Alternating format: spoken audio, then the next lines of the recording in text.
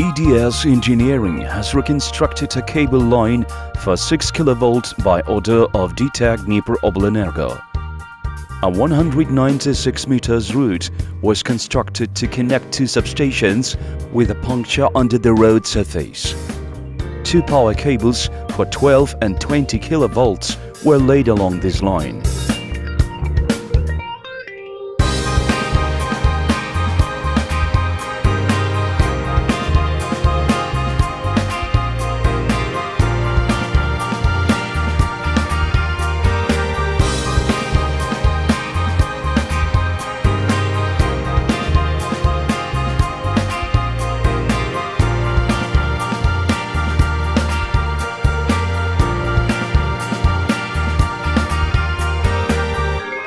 High voltage tests and commissioning works were performed.